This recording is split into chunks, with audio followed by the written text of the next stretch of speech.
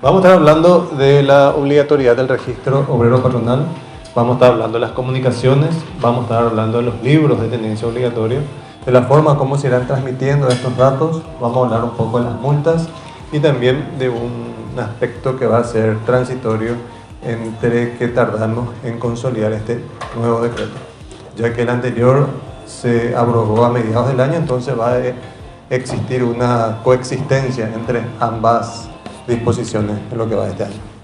El decreto establece, y es una obligación que se venía hace tiempo dentro del Ministerio de Trabajo, la obligación de inscripción de todos los empleadores en el Ministerio de Trabajo. Ahí es importante analizar algunos conceptos definidos en el Código Laboral que hacen referencia a ese concepto. En primer lugar, saber quién es un empleador, quién es un trabajador y de acuerdo a ello saber qué es un contrato de trabajo. Hago entonces brevemente una definición de ello y entendemos por contrato de trabajo el convenio en virtud del cual dos personas celebran un contrato y esas personas son por un lado el empleador, el que da el trabajo, y por otro lado el trabajador, el que realiza el trabajo a cambio de una remuneración. Entendemos así que este contrato tiene entre las varias características es que hay una bilateralidad de las partes, o sea, necesariamente para que se concrete un contrato laboral debe haber un patrón y debe haber un empleado.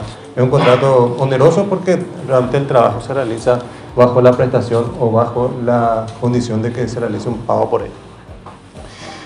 La inscripción del registro obrero patronal ocurre después de la inscripción en el Seguro Social. Bueno, la inscripción en el registro obrero patronal nace a partir de la inscripción en el Seguro Social. Y es importante mencionar, como hago la aclaración en la diapositiva, de que existen tres formas por las cuales los trabajadores se van inscribiendo en el Seguro Social. Por regla general, todos los trabajadores asalariados en virtud de un contrato de trabajo, y acuérdense la definición de contrato de trabajo, entonces todos los trabajadores en virtud de un contrato de trabajo están obligados a aportar al IPS. Esa es la premisa general.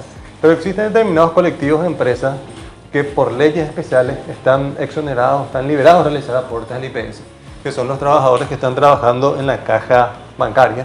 Los trabajadores de todos los bancos y afines del Paraguay están liberados de realizar aportes de IPS porque realizan aportes a lo que es la caja bancaria y también las empresas tercerizadas que prestan servicio a las cajas bancarias, que no necesariamente son bancos. También están liberados de realizar aportes al IPS los trabajadores que están bajo el sistema de administración mutua hospitalaria, AMH, que es un sistema que rige para los indígenas del departamento oriental, específicamente el departamento de Boquerón, y tiene unas reglas de juego, unas reglas de administración de distintas cajas donde otorgan a los trabajadores determinadas asistencias médicas. Existe también en ese régimen una relación obrero-patronal porque hay aportes que hace el patrón y hay aportes que hace también el trabajador indígena. Entonces, la premisa es que existe una relación obrero-patronal, deben estar inscritos en el registro obrero-patronal. Otro colectivo de trabajadores que están liberados son aquellos que están trabajando en las colonias menonitas de Chorti y Neuland, que están en el Chaco. Entonces los socios de estas cooperativas también tienen su propio sistema de seguridad social, entonces están exonerados de realizar aportes al IPS y en consecuencia realizan aportes de acuerdo a su régimen específico.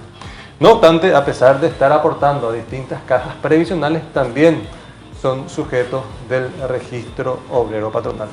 Vale decir que toda esta charla voy a dar en forma general y después al final vemos las preguntas orientadas hacia el colectivo más grande, que es el colectivo de trabajadores y el colectivo de empleadores que están obligados a realizar aportes al IPS. Y ahí partimos otra vez de la premisa de quiénes son sujetos del IPS. La ley de IPS establece, por un lado, que es obligatoria la inscripción del empleador al inicio de sus actividades. Ahí volvemos otra vez a esa definición que les di, que pueden reforzar con la diapositiva de quién es un empleador. Y por otro lado dice que son sujetos del IPS todos los trabajadores asalariados en virtud a un contrato de trabajo. Entonces esa definición trae otra inversa, otras definiciones del Código Laboral. O sea, trabajador, contrato de trabajo y salario. El salario que es la remuneración que percibe por la prestación de ese servicio. Y establece otra la Carta Orgánica IPS que esa obligación de inscripción tanto del empleador como del trabajador es al inicio de las actividades laborales. Igualmente es una obligación del empleador comunicar la salida de esos trabajadores al término de la relación laboral. Bueno, esa disposición de IPS establece en el marco de sus funciones y atribuciones para alcanzar sus fines. El fin del IPS es el otorgar esas prestaciones de salud, esas prestaciones de jubilación a los trabajadores conforme se vayan realizando los aportes. Una vez hecha la inscripción en el IPS, el siguiente paso es la inscripción en el registro obrero patronal. Ya tenemos definido quién es el empleador, ya sabemos definido quién es el trabajador. Y el paso siguiente es en 60 días inscribirse el empleador como patrón y a partir de allí en un plazo de 30 días inscribirle a todos sus trabajadores mediante una comunicación de entrada. Entonces allí tenemos ya la base de datos, tenemos el registro de todos los trabajadores y también tenemos el registro de todos los patrones. Este trámite en sí, como se venía haciendo hasta antes de la implementación del decreto 1989, se realizaba de una manera un poco burocrática en el sentido que primero tenías que irte a inscribirte como patronal, después tenías que venir al Ministerio de Trabajo a presentar la misma documentación que IPS te pidió para poder certificar que sos un empleador, volver a presentar al Ministerio de Trabajo, y si venías al Ministerio de Trabajo con más de 60 días de atraso, el Ministerio de Trabajo aplicaba una multa por la comunicación tardía de la inscripción patronal. Igual trámite ocurría con lo que es la entrada de los trabajadores. El Ministerio estableció, el decreto estableció que el plazo para la comunicación de entrada de los trabajadores es de 30 días después de la comunicación de entrada en el IPS. Vale decir que tenías que irte a IPS, después tenías que ir al Ministerio de Trabajo, todo a través del sistema de REOP, a través del sistema REI, y si llegabas tarde, el Ministerio te aplicaba una multa de un jornal por haber pasado los 30 días del plazo establecido. Entonces, mirando un poco esa dinámica, se estableció como objetivo o se estableció como una nueva opción para los empleadores en general la posibilidad de simplificar esos trámites. Vale decir que con la inscripción patronal en el IPS, automáticamente ya se da por hecho, por cumplido, el deber que tiene el empleador de también inscribirse como patronal dentro del IPS. Todo en forma automática. Lo mismo con las comunicaciones de entrada y con las comunicaciones de salida que se vayan realizando en el IPS, en forma automática también ya se da por cumplido que el empleador también realizó la comunicación de entrada y salida de esos trabajadores en el IPS. Eso es, en resumen, este proceso de simplificación de trámites laborales que está impulsando el Ministerio de Trabajo. El Ministerio también establece que es una obligación la comunicación de todas las aperturas que se van realizando de sucursales a lo largo y ancho de todo el territorio del país. Entendemos como sucursales cualquier establecimiento dependiente de otro, en este caso la casa matriz, con la misma o diferente actividad en un lugar distinto. Hay una aclaración y una comparación entre lo que es una inscripción patronal en el IPS y lo que es una inscripción patronal en el Ministerio de Trabajo. Si bien es cierto, como le expliqué, el proceso de simplificación va a ser en forma automática, o sea, un patrón se inscribe en el IPS, automáticamente ya va a estar inscrito en el Ministerio de Trabajo. El Ministerio de Trabajo necesita conocer los distintos establecimientos donde están los trabajadores prestando servicios. De allí un poco que esta comunicación de la apertura de sucursales va a ser un trámite adicional que van a tener que realizar aquellas personas, aquellos empleadores que tienen la dicha de poder habilitar nuevas sucursales. Y le explico cuál es la diferenciación entre lo que es una inscripción patronal en IPS y cuál es una inscripción patronal en el Ministerio de Trabajo. El IPS, como les comenté, tiene sus fines para otorgar las prestaciones de salud y de jubilación a sus trabajadores. Para ello necesita información, para ello necesita registros, para ello necesita identificar al patrón, necesita identificar al trabajador. IPS establece como regla para la percepción de los aportes determinadas consideraciones que hacen a la forma como se va a realizar el aporte. Vale decir que IPS otorga un número patronal dependiendo de la zona donde está ubicada la empresa, a los efectos de que no se vayan a aglomerar todos los empleadores a realizar el pago y establecer de esa forma fechas de vencimiento según la zona. Y también IPS establece un número de actividad. De hecho, si ven el número patronal de IPS, tiene 3 dígitos, después tiene un guión, después tiene 2 dígitos, después tiene un guión. Entonces, los dígitos del medio corresponden a la actividad de cada empresa y esa actividad va ligada un poco al salario que debe percibir ese trabajador. Sabemos que existen salarios que están diferenciados de acuerdo a la actividad propia de la empresa. Vale decir, y pongo como ejemplo el caso de la ganadería. La ganadería tiene un salario mínimo inferior a lo que es el salario mínimo legal vigente para actividades diversas no especificadas, que es el salario que todos conocemos comúnmente. Entonces IPS, en los efectos de garantizar el aporte en base a una base mínima imponible, establece categorías de actividades y va diferenciando los números patronales según la zona o según la categoría. Como le digo, el objetivo de IPS en este caso es percibir correctamente todos los aportes de los trabajadores para garantizar esas prestaciones en materia de salud y en materia de jubilaciones. Los fines del ministerio en ese punto son distintos porque el ministerio lo que busca es regular el trabajo o realizar todas las gestiones administrativas respecto a los trabajadores, para conocer, tener información, tener registro sobre los trabajadores y sobre los empleadores y a partir de allí establecer políticas laborales o establecer políticas salariales o políticas en materia de seguridad social y en materia de salud y seguridad ocupacional. Entonces al ministerio le interesa saber todos los establecimientos que van a establecerse en todo el país porque en cada establecimiento existe gente trabajando, cada establecimiento es un centro de trabajo y cada establecimiento está sujeto a riesgos que los empleados también deben conocer, entender y coexistir para poder evitarse esos riesgos. Entonces, el IPS puede que para una patronal específica, para una empresa en particular, otorgue un solo número patronal. Pero si esa empresa tiene 15 sucursales, el ministerio debe otorgar 15 números patronales o 15 registros patronales a esa sucursal, una por la matriz y otras o las siguientes por cada una de las sucursales que vaya habilitando, porque la intención es conocer las condiciones de trabajo en cada uno de esos establecimientos, las condiciones de trabajo en las que están sujetas los trabajadores, en las que los trabajadores están realizando sus labores, prestando servicios, que es la intención del ministerio de proteger y precautelar los derechos de todos los trabajadores en cada uno de esos establecimientos.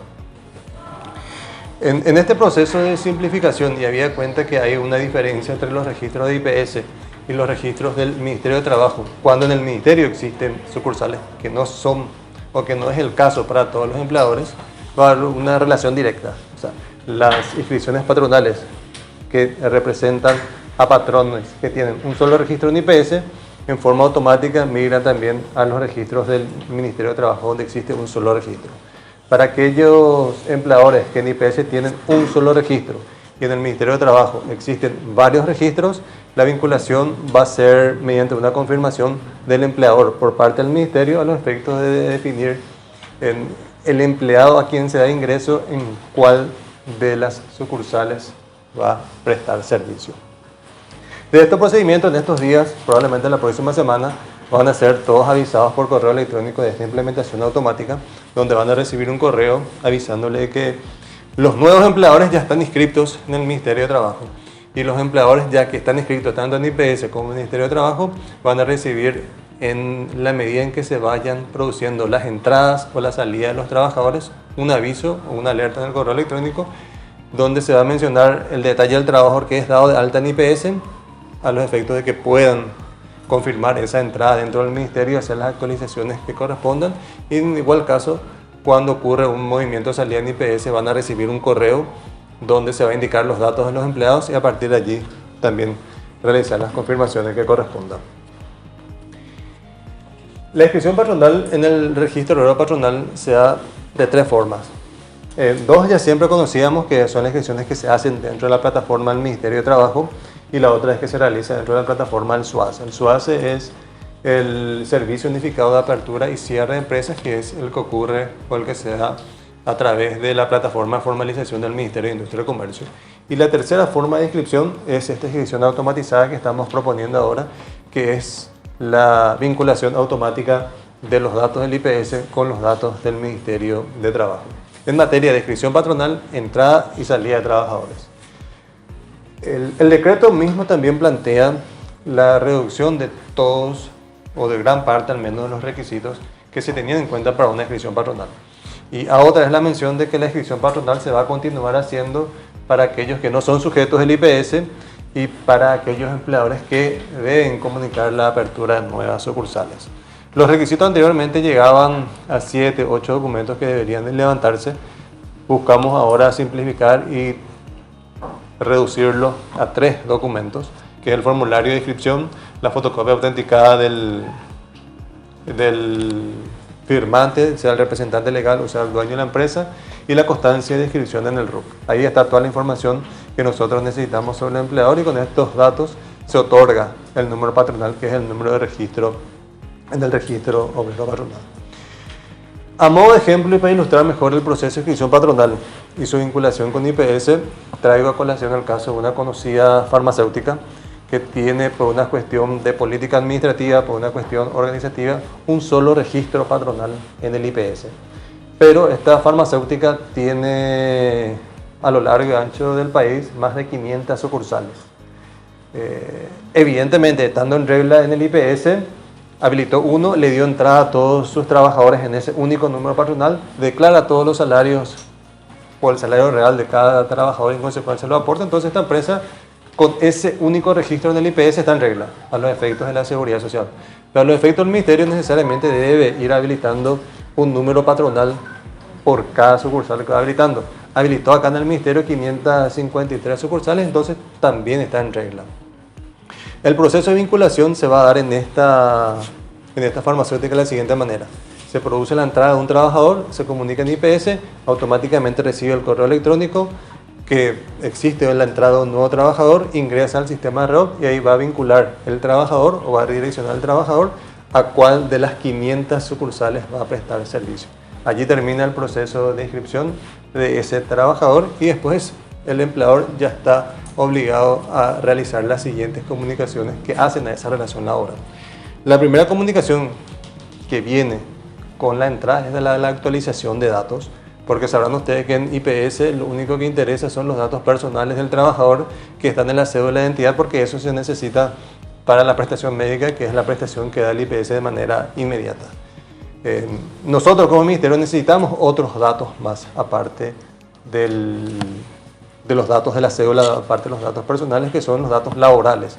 Vale decir que es el cargo, la función que desempeña el trabajador, el horario, los días de descanso, si la jornada es nocturna, mixta o diurna, y también la modalidad contractual establecida. Necesitamos saber el monto del salario para garantizar el pago del salario mínimo o el pago de los salarios de acuerdo a las categorías establecidas para cada actividad establecida por el ministerio, entre otras cuestiones que hacen asuntos eminentemente laborales. Una vez que el empleador realice esa actualización, digamos que ya está formalizado, por así decirlo, esa relación laboral, ya está formalizado ese empleo y a partir de allí surge la necesidad o la obligación de realizar las siguientes comunicaciones.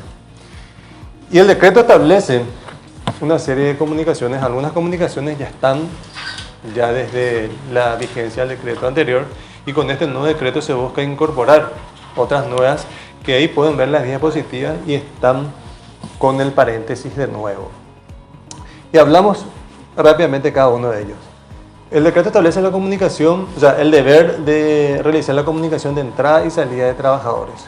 ¿Qué es una entrada de trabajador? La entrada de un trabajador, sea aportante del IPS o no aportante del IPS, es el registro o el alta de un trabajador en el registro obrero patronal. Para los casos de IPS esa información viene automática, para los casos que no están obligados a realizar aporte al IPS, esa comunicación de entrada se debe hacer en forma manual a través del módulo comunicación de entrada dentro del sistema ROC y a partir de allí se van cargando todos los datos que se necesita sobre el trabajador conforme vaya estableciendo el formulario.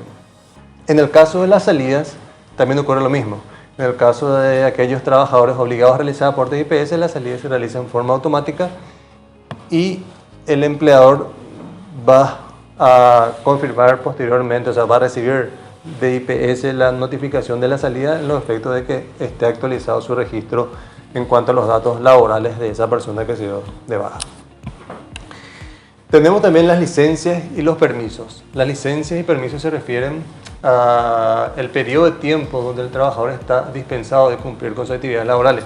Vale decir que la ley misma establece permisos por maternidad, por duelo, por matrimonio, permiso para salir a buscar trabajo, permiso para hacerse exámenes anuales tanto el hombre como la mujer. Entonces esos permisos se van registrando dentro del ROC como garantía de que el empleador está cumpliendo hacia el trabajador el otorgamiento de esos permisos. También existen permisos que son convenidos entre las partes contractualmente a través de contratos colectivos, como el permiso por cumpleaños, el permiso por examen final y entre otras cuestiones que tanto el empleador como el patrón pueden convenir. También están obligados a realizar las comunicaciones de vacaciones. La vacación es el periodo anual remunerado que tiene derecho todo trabajador. Estas vacaciones deben ser concebidas por el empleador conforme a un cronograma que va estableciendo el patrón y el tiempo para otorgar esas vacaciones es de 6 meses. Es un derecho que tiene el trabajador de tomar esas vacaciones, y algo que el empleador debe comunicar: la fecha de inicio, la fecha de fin y el importe que también percibió ese trabajador en concepto de vacaciones. Las sanciones disciplinarias tienen que ver aquellas que se aplican por algún incumplimiento efectuado por el trabajador de las normas establecidas o del reglamento interno de trabajo. Vale decir que una sanción puede ser una amonestación escrita, puede ser un apercibimiento, puede ser una suspensión del sueldo y del trabajo, puede ser una postergación en el ascenso o puede ser un traslado. En el caso de traslado, de postergación del ascenso o una suspensión, sí necesariamente ya el empleador debe contar con un reglamento interno de trabajo. También es obligatorio que se realicen las comunicaciones de accidentes de trabajo y enfermedades profesionales en la medida que van ocurriendo. El plazo para la realización de estas comunicaciones es de 8 días, a diferencia de las demás comunicaciones que tienen un plazo de 30 días. Es de 8 días y se van estableciendo las causas que motivaron ese accidente. De ahí lo importante que le expliqué hace rato de ir definiendo cada uno de los establecimientos, cada uno de los registros patronales de acuerdo a las sucursales que se vayan a ir ocurriendo, para saber ante un eventual accidente de trabajo dónde específicamente ocurrió ese accidente de trabajo, bajo qué condiciones y qué funciones estaba cumpliendo ese empleado. A ello va la información o la necesidad que tiene el Ministerio de establecer distintos establecimientos, distintos números patronales por cada sucursal que vaya habilitando el empleador. Lo nuevo que trae el decreto son las comunicaciones de liquidación de salarios, aguinaldo y bonificación familiar. La liquidación de salarios buscamos que el sistema de REOP sea una herramienta de suma utilidad para los contadores, para los gestores de recursos humanos, para las personas que tienen que hacer esa liquidación de salario, porque buscamos que esa liquidación se realice a través del sistema de REOP. Si bien con las comunicaciones previamente citadas y con la actualización de los datos de los empleados, se van consignando ya bastante información necesaria para poder liquidar los salarios. Lo que faltaría básicamente es agregar el importe del salario que percibió ese trabajador, los días trabajados. Sabemos que si ese trabajador tuvo un permiso no remunerado o tuvo alguna ausencia o algún preaviso, también esas cuestiones se hacen constar en los respectivos recibos de liquidación de salario. Hoy es muy común que la gente asista al Ministerio de Trabajo a comprar un sobre de liquidación de salario, y las liquidaciones generalmente se hacen en forma manual.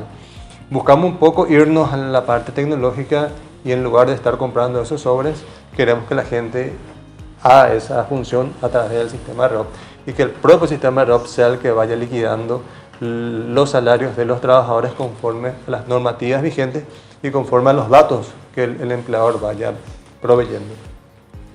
A partir de esas comunicaciones de salarios también queremos que el propio sistema esté preparado o dé la herramienta al empleador para que pueda ir realizando el cálculo del aguinaldo. El aguinaldo que debe ser pagado antes del 31 de diciembre de cada año y que esperamos con este año podamos implementar y saber el nivel de cumplimiento de los empleadores del pago del aguinaldo en tiempo y forma. También buscamos que se comunique la bonificación familiar que se entiende como ese derecho que tienen los trabajadores por cada hijo menor o por cada hijo discapacitado, y ese derecho representa una erogación del 5% del salario mínimo, siempre cuando se cumplan determinadas condiciones, como que el hijo viva con el padre, que esté bajo su sea potestad, que el hijo esté dentro del país, etc. Esta información de salario, de aguinaldo, de bonificación familiar, recibimos nosotros como ministerio en forma anual a través de la presentación de planillas anuales. Generalmente estas planillas tienen la información completa un año después. Entonces, a nosotros para establecer, como les comenté hace rato, políticas de nivel salarial, viene la información tarde. Y más adelante les voy a explicar por qué es importante que esta información esté más adelante. Pero hago un paréntesis y les recuerdo para contextualizar cómo es nuestro registro. El registro obrero patronal tiene básicamente 3 módulos. El primer módulo es las inscripciones dentro del REOP. El segundo módulo son los libros laborales. Esos libros laborales que se deben llevar a mano o se quieren llevar en computadora con una hoja previamente rubricada, son registros también administrativos donde existe información de los trabajadores. Esos libros son el libro de registro de empleado, el libro de salarios y el libro de vacaciones. Anualmente el resumen de esos libros se presenta al ministerio a través de las planillas anuales. Y las planillas son 3 también. Una es la planilla de registro de empleados, otra es la planilla de sueldo y jornal y otra es la planilla de resumen de personas ocupadas. Si se puede analizar en esos tres registros, prácticamente hay información o triplicada o información difusa y perdida. Vale decir que de repente un registro puede tener datos de un empleado y otro registro puede omitir ese dato. Porque digamos que los registros se van realizando en forma no continua, sino que en forma separada. Buscamos con este nuevo decreto una centralización de todos esos registros. Entonces, esa información que hoy no tenemos, porque en la información que están en los libros y en la información de las planillas, tenemos toda menos la que hace relación a liquidaciones de salario, aguinaldo, bonificación familiar. Esa información no tenemos, entonces esa información hoy pedimos que sea en forma mensual. ¿Por qué queremos que vaya realizándose eso en forma mensual? Porque el salario se debe pagar en forma mensual, ¿verdad? Dentro de los plazos establecidos en los contratos de trabajo, y también para que en forma mensual los libros laborales se vayan construyendo de manera automática. Van a seguir presentándose las comunicaciones de ausencia y preaviso. También queremos presentar una nueva herramienta dentro del sistema REOT que se va a denominar las liquidaciones por término de contrato de trabajo, que va a ser una obligación también de los empleadores ir comunicando, pero la idea es que esta liquidación sea confeccionada directamente a través del sistema REOT, ya que mes a mes vamos a ir teniendo las liquidaciones de salario, que queremos que sea liquidado directamente dentro del sistema REOT. Si bien es cierto, se está preparando una API también, donde las empresas grandes con sistemas de liquidación de salarios van a poder interconectar y vincular sus bases de datos directamente a la base de datos del Ministerio, y cumplir con estas comunicaciones. De hecho, se va a poder cumplir con las comunicaciones de liquidación de salario y con cualquier otra comunicación, porque lo que interesa aquí son los datos que se pueden ir comunicando.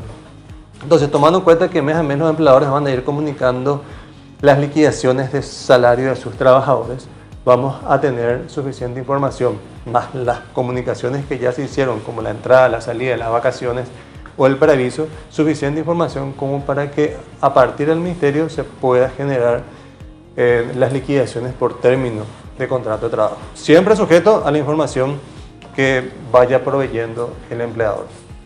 Y sobre este punto es importante traer un ejemplo que ocurre a diario. Cuando un empleado es notificado de que va a ser despedido, que va a ser vinculado entre la empresa, suele acudir al Ministerio, ahí en el RL Paraguay, en la parte de mediación, y provee datos para que se le practique la liquidación de salario. Nosotros como Ministerio practicamos esa liquidación de salario convenientemente con los datos que proveyó el trabajador. Sale un monto y después tenemos otra vez la disconformidad de parte del empleador. Para quien dice, no, no es así, yo comuniqué en mi planilla tal información, en mi libro está tal cosa, el empleado miente. Y aparte el empleado de tener un conflicto que derivó a la desvinculación, otra vez nos encontramos ante otro conflicto de quién está proveyendo bien información para el momento de practicar esos datos. Entonces lo que buscamos es que el propio sistema, ya con la información que vaya proveyendo el patrón mes a mes, que entendemos y queremos que esa información sea dada de buena fe, entonces el propio Ministerio pueda emitir una liquidación de salario que sea la misma que el empleador emita a través del sistema de REOP. Entonces tanto el empleador, tanto como el trabajador y como el Ministerio de Trabajo vamos a tener toda la información necesaria para proveer la misma información. Y va a ser información certificada y confidencial, porque fueron informaciones proveídas por los empleadores en carácter de declaración jurada y previa certificación de que se hayan realizado los movimientos que correspondan. También pretendemos que los empleadores comuniquen la habilitación de las guarderías y salas de lactancia. Las guarderías refieren a que aquellos empleadores con más de 50 trabajadores deben de tener en su establecimiento un lugar destinado para la guardería de los niños menores de hasta 2 años, o pueden tercerizar el servicio con una guardería especializada, o en todo caso se puede establecer el pago de un canon determinado para cumplir con esa obligación. La sala de lactancia aplica para aquellos establecimientos que tengan más de 10 mujeres empleadas. Es importante mencionar también de que para la habilitación tanto de la sala de guardería como las salas de lactancia se necesitan resoluciones ministeriales. O sea, para las guarderías se requiere una resolución del Ministerio de Educación y para la sala de lactancia se requiere habilitación del Ministerio de Salud. Todas las comunicaciones que se vayan realizando dentro del sistema REOT son carácter de declaración juradas. Hoy y hasta que se vayan realizando los ajustes tecnológicos, el sistema todavía permite levantar datos. O sea, permite levantar PDF, permite levantar documentos que sustentan una información. Con tal de que hacerlo esto más simple, más fácil y que ese proceso de levantar información no consuma tiempo, ni tráfico, ni espacio en los servidores, vamos a liberar esa opción de tal manera que se puedan comunicar única y exclusivamente datos para que ese proceso de transmisión sea más fácil. El decreto también establece de que los empleados están obligados a proveer datos a los empleadores.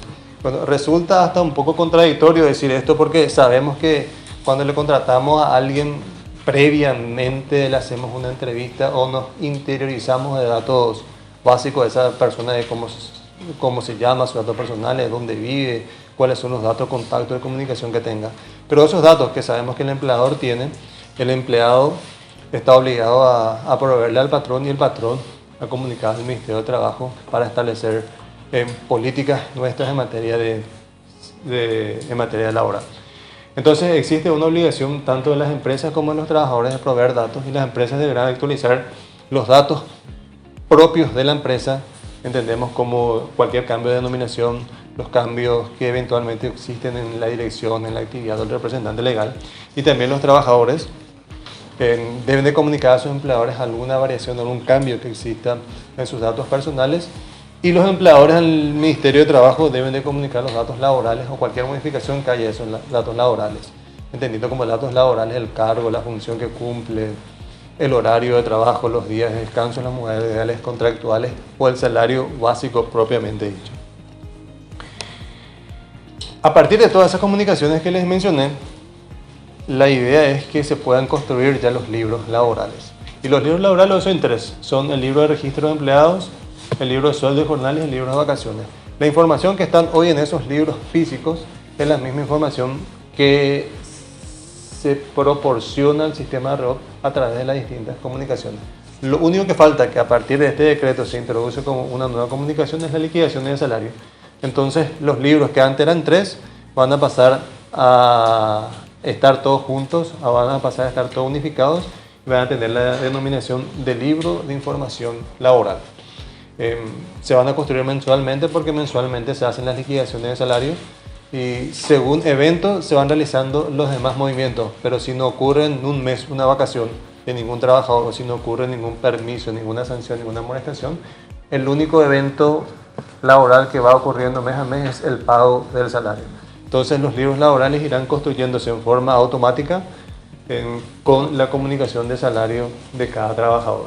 Esos libros van a tener un plazo para su confirmación en el caso de que el empleador quiera agregar alguna información adicional a lo que agregó en las comunicaciones previamente comunicadas o quiera realizar alguna modificación o quiera hacer algún tipo de rectificación. Los formatos de esos libros van a ser formatos electrónicos. El ministerio va a ir estableciendo las columnas, los campos que van a ir cargándose, que de hecho esos campos también están establecidos luego también dentro del decreto, que son campos mínimos que debe tener esa información. Los libros laborales es obligación para todos los empleadores conforme al Código de Trabajo. De hecho, esta obligación ya viene del primer Código de Trabajo que tuvimos en el país, que data de los años 60. Es decir, que estos libros laborales que hoy estamos llevando a mano en forma física son libros que se vienen ya llevando desde los años 60 incluso. Hoy buscamos que a partir del año 2025 todos los libros laborales puedan ser llevados ya en forma electrónica y el libro en sí va a tener la denominación de libro de información laboral. No están obligados a llevar libros laborales las micro y pequeñas empresas, tienen una ley especial. Estas empresas están obligadas ya a un registro único de personal y la ley establece en ese registro los datos que debe contener cada uno de esos registros propiamente dicho. Entonces aquí tenemos los campos que van a o que deben consignarse en el libro de información laboral conforme al decreto.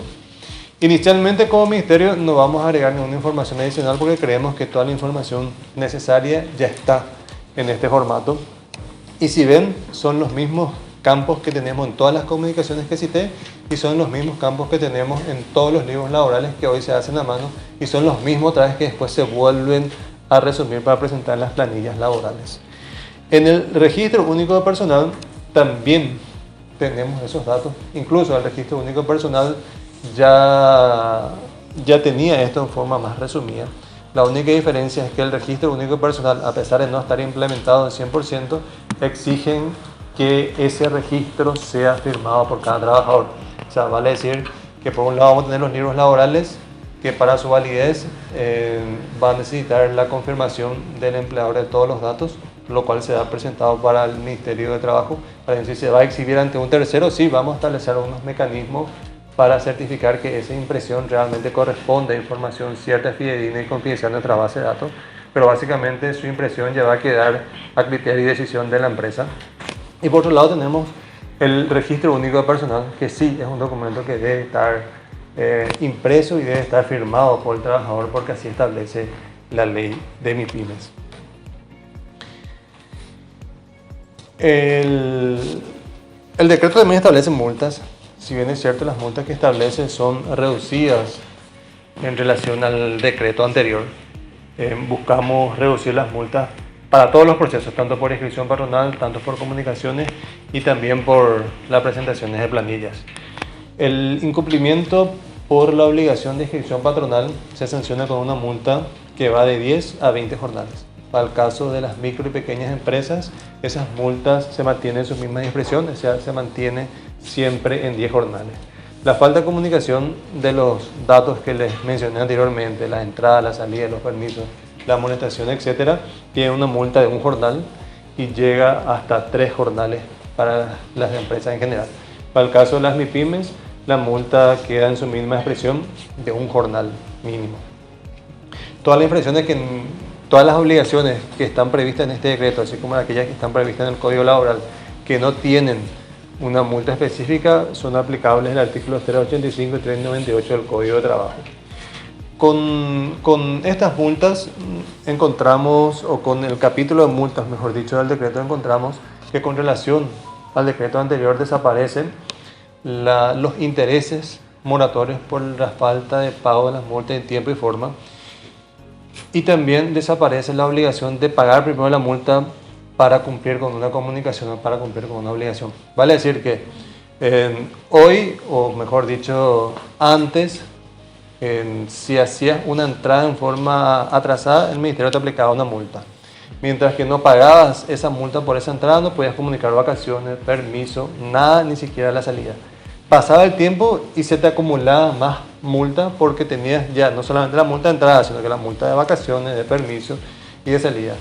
Este decreto elimina esa obligación de previo pago de la multa, con el ánimo de que los empleadores puedan cumplir con esas obligaciones. La multa evidentemente siempre va a estar, o sea, ya el ministerio accionará por las vías que corresponda, tanto administrativo como en forma judicial, para el cobro y recupero de esa multa que no se ha abonado. Pero la idea no es crearle más multa al empleador para darle ese temor a que si no paga uno le vamos a multar más y más y más, y al final llegamos a una situación donde ya el empleador no puede pagar y tampoco realiza las comunicaciones, que es lo que a nosotros nos interesa, porque a partir de esas comunicaciones como ministerio podemos garantizar el cumplimiento de los derechos laborales. También se establecen multas por inscripción patronal, por comunicación de entrada y comunicación de salida, pero esas multas prácticamente están exoneradas o están excluidas o no van a existir para aquellas entradas, salidas y inscripciones patronales de trabajadores que son sujetos del Instituto de Previsión Social. Como esa vinculación que le expliqué va a ser en forma automática, no va a haber tiempo transcurrido entre la entrada de IPS y entre la entrada del Ministerio de Trabajo para poder aplicar. Estas multas hoy todavía no están vigentes. No están vigentes porque el Ministerio estableció, por eso al comienzo de la charla estaba la página web de fondo, estableció una campaña de regularización laboral por 90 días. Estas multas entrarán en vigencia cuando el Ministerio decía, hoy van a entrar en vigencia, porque el Ministerio decidió todavía que no entren en vigencia porque implementó una campaña de regularización laboral. ¿En qué consiste esta campaña de regularización laboral? Que no hay multa. No hay multa para ninguna de esas comunicaciones, no hay multa para la inscripción patronal y no hay multa para la comunicación ni apertura de sucursales. ¿Qué buscamos con esto? O sea, buscamos por un lado aumentar los niveles de formalidad del empleo.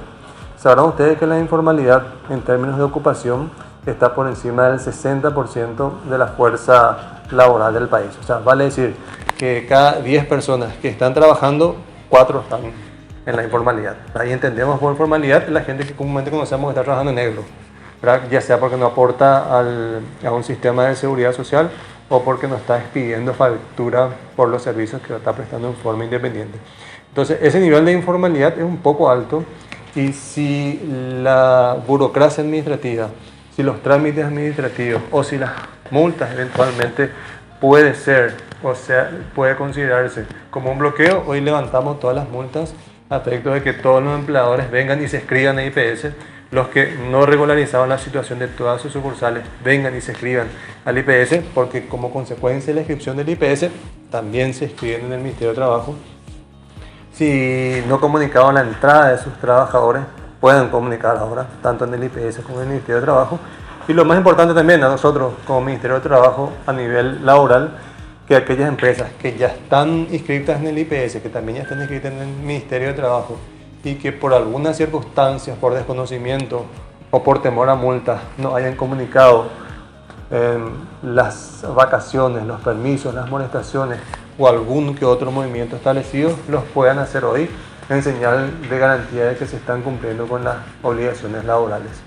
Y sobre este punto es importante mencionar también que analizando los registros, y uno de los puntos también que nos dio motivación para implementar esta campaña es que hay empresas que comunican la entrada a sus trabajadores y ya no comunican absolutamente nada hasta la salida, ¿verdad? Y ahí nos damos cuenta, mínimamente a lo largo de una vida laboral de un trabajador, mínimamente tuvo que haber salido por lo menos de vacaciones, ¿verdad? Entonces hay empresas que no están comunicando, entonces llama la atención, o no le otorgó las vacaciones a su empleado, que es sí una falta muy grave para nosotros, porque las vacaciones es un derecho, el trabajo es un derecho irrenunciable, o simplemente esas vacaciones no fueron comunicadas a nivel administrativo. Y ahí nos ponemos a pensar, bueno, no se comunicó por una cuestión de desconocimiento o no se comunicó por una cuestión de temor a las multas. Entonces, bajo esa premisa, hoy no hay multa para nada, no hay multa para nadie, entonces se pueden hacer todas las regularizaciones laborales en materia de comunicaciones que se quieran hacer o que se puedan hacer. Este periodo de regularización termina el 31 de octubre.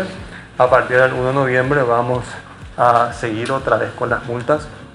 Es importante hacer la aclaración de que estas multas son por aquellas comunicaciones que se vayan realizando desde la vigencia de este decreto, vale decir, a partir del 28 de junio, cuando entra en rigor pleno después de su publicación. Es decir, que las multas que fueron generadas ya con anterioridad a este decreto, o sea, esas multas que fueron generadas bajo el imperio del decreto anterior, son multas que quedan en el sistema, que quedan activas y cuyo pago debe honrarse. O sea, son multas que se generaron en el marco jurídico vigente en ese momento y no vamos a exonerar, no vamos a borrar, no vamos a hacer nada nosotros como ministerio, más que esperar que los empleadores se acerquen a ofrecer el pago de esas multas. Sí garantizar que desde el 28 en adelante no vamos a generar nuevas multas porque entramos en este periodo de regularización. Y este periodo de regularización también forma parte de un periodo de transición en el que estamos. Habrán notado ustedes también que el sistema de ROTE está experimentando bastante cambio, ¿verdad? Hay nuevas opciones, se van agregando nuevos campos y la idea es un poco ir juntos en esto e ir mostrándoles que se vayan familiarizando también ustedes con los nuevos campos, con las nuevas comunicaciones que van a ir presentándose. No obstante, no porque estamos en un periodo de regularización laboral donde no hay multa, no hay obligación de realizar las comunicaciones. Al contrario, eso es lo que buscamos, para que la gente pueda realizar esas comunicaciones sin multa y estas comunicaciones todavía siguen vigentes. En este periodo de regularización el Ministerio va a definir en primer lugar cuándo va a entrar la obligación de la liquidación de salario, que es el módulo que todavía está pendiente, y a partir de la liquidación de salarios, cuando entran en vigencia los libros laborales y el registro único de personal. Entonces, en este periodo de transición van a estar vigentes todavía, o están todavía vigentes, los libros laborales en su forma física. De hecho, los libros laborales es un requisito establecido por la ley. Entonces, esos libros, los que tienen sus libros que compraron del Ministerio continúan siendo válidos, los que tienen solicitado en la impresión de hojas rubricadas continúan siendo válidos, hasta el momento en que terminemos con esta implementación gradual de los libros de información laboral. A partir del 2025, sí, todos ya van a estar obligados a llevar los libros laborales en una versión digital, y a partir del 2025 la presentación de planillas laborales ya queda para la historia. O sea, este año las planillas laborales sí necesitamos pedir porque el decreto viene a mitad de año, entonces necesitamos información sobre el primer semestre.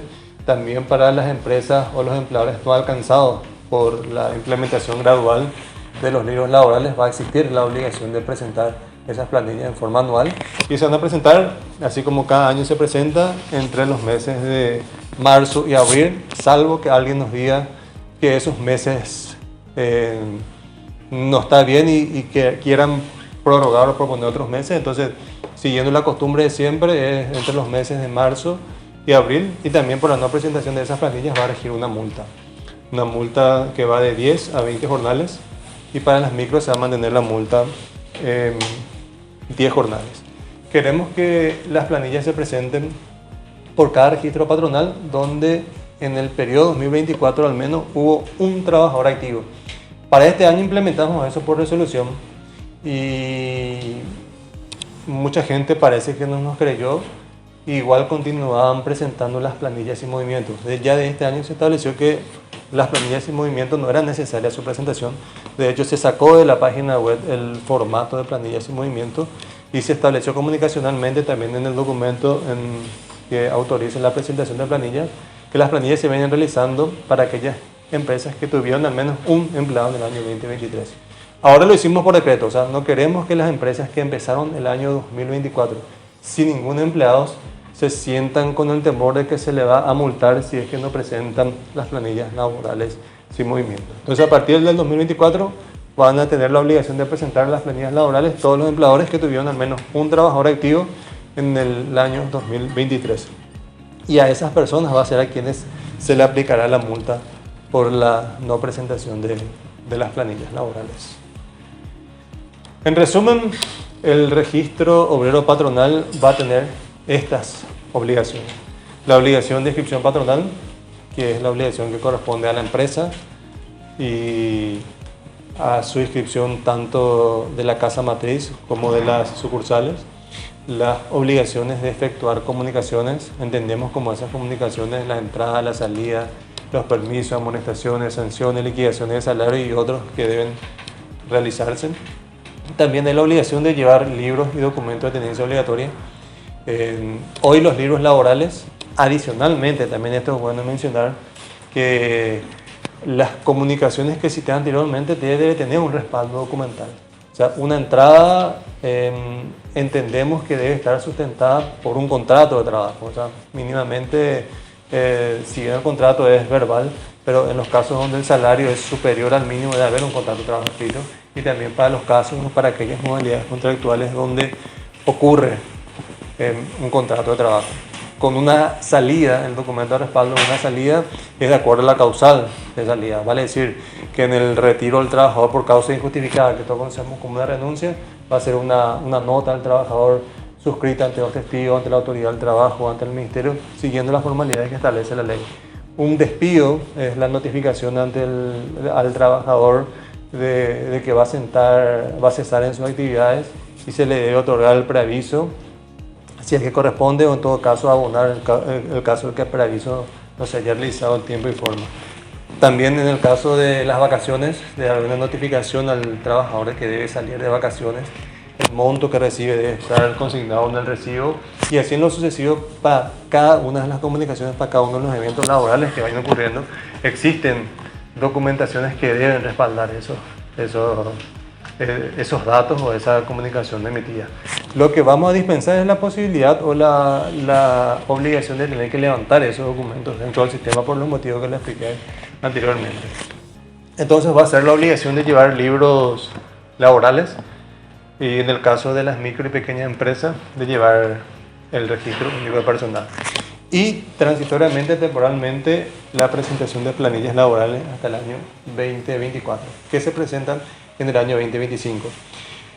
El hecho de que termine la obligación de las planillas laborales no significa que las planillas laborales antiguas o antes de la implementación del decreto también dejan de existir. A partir del 2025 mueren las planillas laborales, digamos, y le damos fecha de término, pero aquellos que debían presentar planillas laborales por periodo anterior, vale decir 2023, 2022 e incluso 2024, esa obligación sigue vigente porque esa obligación nació durante la vigencia del decreto anterior que establecía tener esa información.